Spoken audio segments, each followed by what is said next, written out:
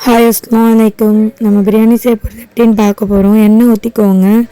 அது கூட லவங்கம், பட்டை, ஏலக்காய் எல்லாம் போட்டுட்டு கூட வெங்காயமும் போட்டுக்கோங்க. தேவையான அளவு வெங்காயம் 1 கிலோவுக்கு எவ்வளவோ. அப்புறம் கல்லுப்பு போட்டு வதக்கிக்கோங்க. அப்புறம் வெறி மிளகாத்தூள் தேவையான அளவு உங்கள் காரத்துக்கு ஏற்ற மாதிரி தான். வெறி மிளகாத்தூள் ஆப்ஷனல். அப்புறம் நல்லா அதுவும் வதக்கிக்கோங்க.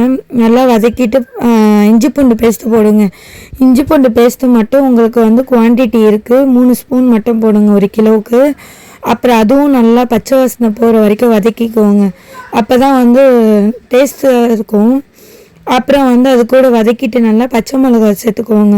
ஒரு 5-6 பச்சை மிளகாய் சேர்த்துக்கோங்க. சேர்த்துட்டு கூட தக்காளி போட்டுக்கோங்க. தக்காளி அப்புறம் இந்த வெங்காயம் எல்லாமே மசாலா ஐட்டம்ஸ் எவ்வளோக்கு எவ்வளோ நீங்கள் வதக்குறீங்களோ பிரியாணியில் அவ்வளோதான் டேஸ்ட்டு கொடுக்கும் உங்களுக்கு. அவ்வளோ ஏன்னா வதக்கலைன்னா டேஸ்ட் இருக்காது. அப்புறம் புதினா அரிஞ்சு போட்டுக்கோங்க. புதினா கொத்தமல்லியும் போட்டுக்கிட்டு நல்லா அதையும் வதக்கிக்கோங்க.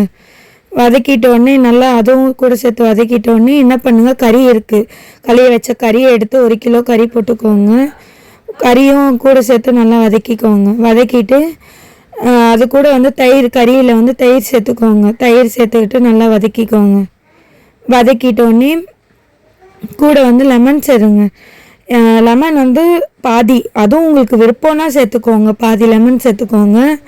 பாதி லெமன் சேர்த்துட்டு தண்ணி தேவையான அளவு ஊற்றிக்கோங்க. 1 கிலோ அரிசிக்கு எவ்வளோ தண்ணியும், ஒரு கிளாஸ்க்கு 2 கிளாஸ்னால் அப்போ 1 கிலோவுக்கு எவ்வளோன்ட்டு தேவையான அளவு தண்ணி சேர்த்துக்கிட்டு அரிசி போட்டுக்கோங்க. கொதி வந்தோடனே அரிசி ஊற வச்ச அரிசி போட்டுக்கோங்க. அரிசி 1/2 மணி நேரத்துக்கு ஊற வச்சிடணும். ஊற வச்சுட்டு அப்புறம் அரிசி போடணும்.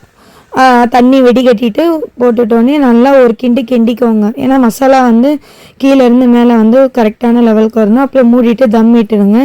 அப்புறம் சாப்பாடு பாருங்கள் எவ்வளோ அழகாக உதிரியாக வந்திருக்கு. அப்புறம் நான் கடைக்கு போகலான்னு சொல்லிட்டு ஷாப்பிங்காக போயிருந்தேன். சரி காய்கறிலாம் வீட்டுக்கு காய்கறி வாங்கலான்ட்டு 20 ரூபா காயின்னு சொன்னாங்க. காய்கறி வாங்கிட்டு அப்புறம் எனக்கு இலந்த பழம் வாங்கினேன். அப்புறம் அந்த கிழங்கு ஐட்டம்ஸ்லாம் வாங்கிட்டு அப்புறம் துவரை வாங்கினேன், என் ஃபேவரட் துவரை வாங்கிட்டு அப்புறம் வீட்டுக்கு போயிட்டோங்க. பாய் ஃப்ரெண்ட்.